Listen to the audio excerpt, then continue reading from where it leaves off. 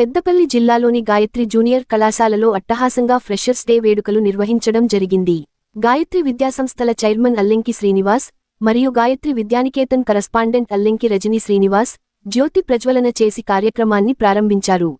అనంతరం అల్లెంకి శ్రీనివాస్ మాట్లాడుతూ, ఇంటర్ విద్య అనేది చాలా ప్రాముఖ్యమైనది అని విద్యార్థులు కష్టపడి చదివి అత్యున్నత స్థాయిలో ఎదగాలని మన కళాశాలలో ప్రతి సంవత్సరం ఇంటర్ విద్యలో రాష్ట్రస్థాయి ర్యాంకులు సాధిస్తున్నారని వారికి అభినందనలు తెలియజేశారు.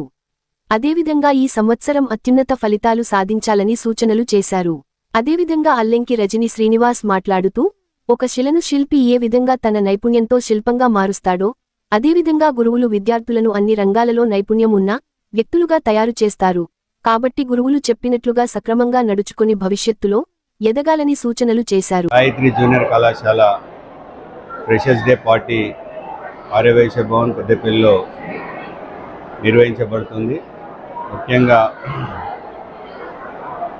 నూతనంగా వచ్చిన విద్యార్థులు స్వాగతం పలుకుతూ ఈ యొక్క కార్యక్రమాన్ని ఏర్పాటు చేయడం జరిగింది.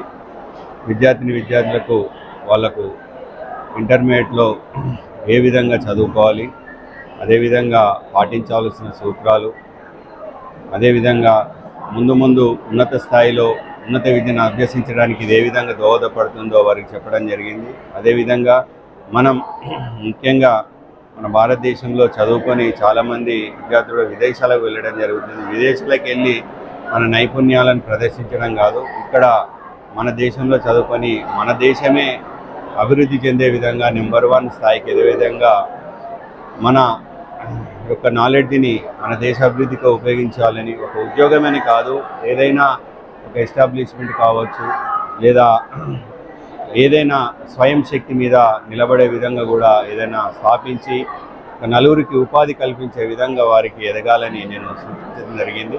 అదే ఈ యొక్క సందర్భంగా వారందరూ కూడా మంచి చదువుకొని ఉన్నత విద్యలో చదువుకొని మంచిగా స్థిరపడాలని వారికి సూచనలు ఇవ్వడం జరిగింది. ఈ యొక్క కార్యక్రమానికి విద్యార్థులు ఎంతో ఉత్సాహంగా పాల్గొనడం జరిగింది.